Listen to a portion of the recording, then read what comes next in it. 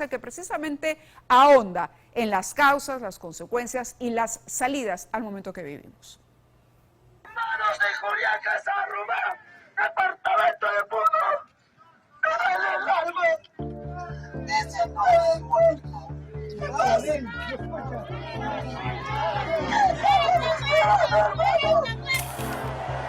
La protesta política degeneró en violencia. La violencia trajo el dolor a Puno.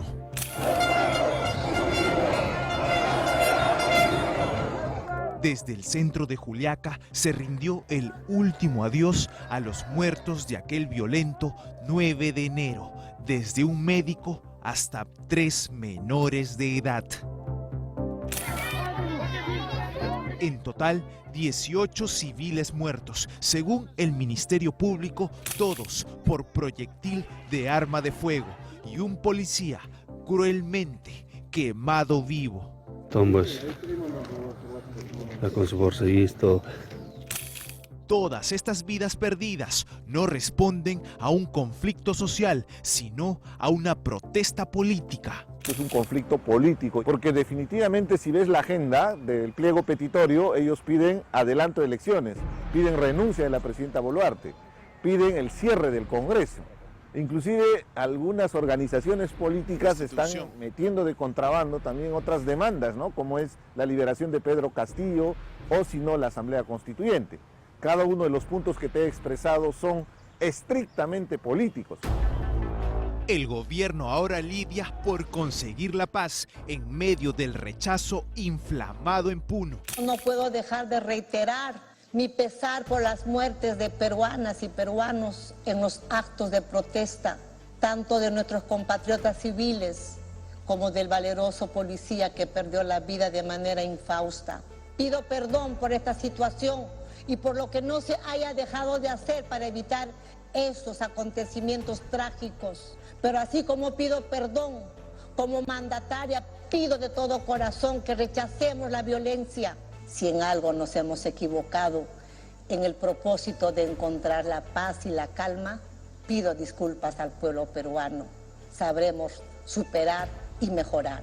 Lo que queremos, la mayoría de peruanos, no solamente es la paz, el bienestar, sino también las garantías mínimas que nos ofrezca el Estado para poder desarrollarnos y trabajar. Entonces la acción del Poder Ejecutivo ahora debe centrarse en la captura, la detección, que ya la ha hecho, de los cabecillas, sobre todo violentos.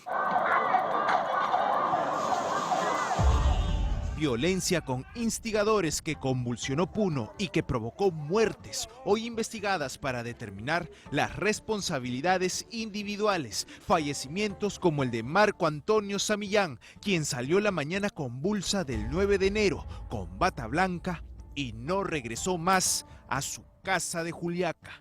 ¿Cuál es la causa de la muerte? ¿Qué les han indicado? 2 balas tiene, una que ha perforado la... Primero le han baleado uno cuando él brinda el primeros auxilios a un herido, es cuando recibe el primer impacto de bala. Las balas lo alcanzaron en el preciso momento en el que trataba de salvar una vida en los alrededores del Aeropuerto Internacional Inca Manco Cápac de Juliaca, el cual pretendía ser tomado por radicales. ¿Cuántos años tenía él? 31 años. ¿Tenía familia? No, es soltero. Él es el hermano menor de nosotros. Él es biólogo y era médico internista acá en el hospital. Ellos se han autoconvocado un grupo de jóvenes para dar ayuda a todos los heridos. Marco Antonio, cuando terminara de estudiar medicina en la Universidad Nacional del Altiplano, se había propuesto fundar un hospital para los puneños. Estas muertes ocurrieron en pleno estado de emergencia. ¿Fue legal el uso de la fuerza policial? Ricardo Valdés, ex viceministro del Interior, desmenuza 3 principios a cumplir en este tipo de escenarios. Legalidad. En los principios de legalidad lo que se analiza es si existe un marco legal para el uso de la fuerza. Y ese está dado por el decreto que declara el estado de emergencia. Necesidad. Segundo, necesidad, que de inmediato lo que se produce en Juliaca es el intento violento de la toma del aeropuerto. Entonces, frente a ese intento violento, el principio de necesidad debe también generar una respuesta.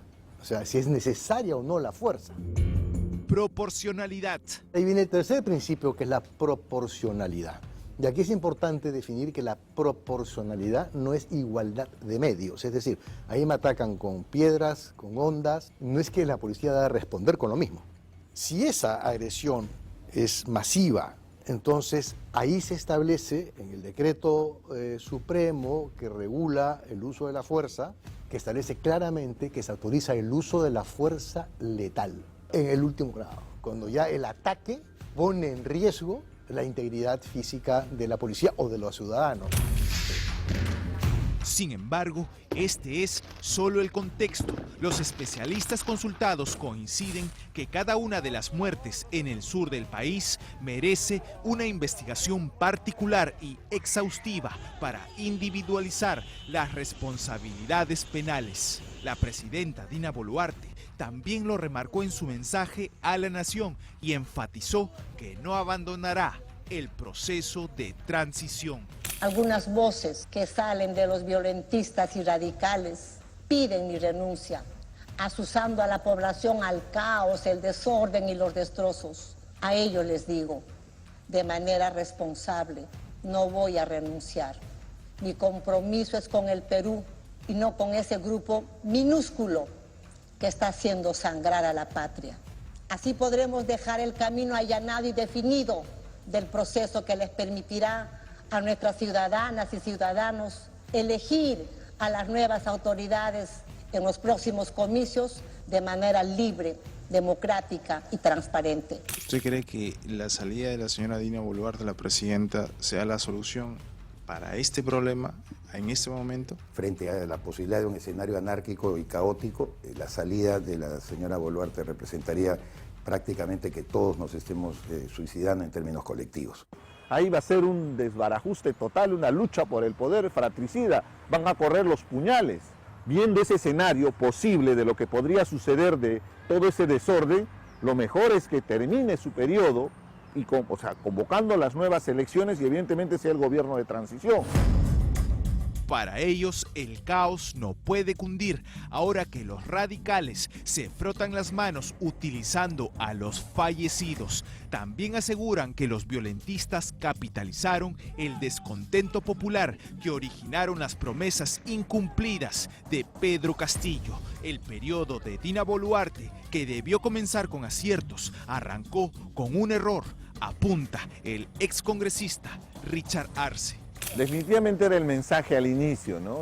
Cuando ella asumió el poder debió haber planteado claramente que este era un gobierno de transición y que iba a haber un proceso de adelanto de elecciones. Y hubiera culminado al Congreso de la República en su alocución, en el primer mensaje a la nación, para decirles que nos vamos todos.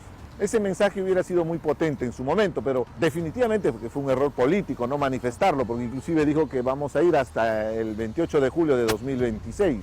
Falta entonces una capacidad mayor de liderazgo, a mi entender, de la presidenta Dina Boluarte, para que, dando cara al pueblo y saliendo también a las plazas y llenando los espacios que hoy están siendo ocupados por revoltosos, es necesario que ella eleve el tono de voz y su identidad con los pueblos del interior del país. Están quemando el patrullero. En tanto, el sector radical, los promotores de la violencia, han sido capaces de quemar un patrullero y llevarse la vida de un policía. Tomas, está con su bolsillo. Ah, ahí está su grado, también su marmete, todo está bien. ¿Qué es lo que más me apasiona? En primer punto, yo he elegido la familia. La familia es lo más importante que uno tiene, ¿no? El suboficial de segunda, José Luis Sonco Quispe, de 29 años, fue quemado vivo. Sonco nació en Cusco y los últimos 5 años de su vida sirvió como policía en Puno. Y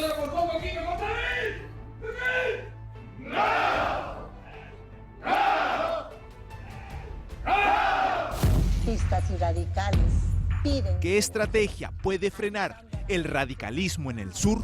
Creo que se deben capturar a los cabecillas en base ahora y en virtud a forma en que se tiene un enfoque distinto de la Dirección Nacional de Inteligencia. La inteligencia proporciona el diagnóstico, todo el mapa de los acontecimientos.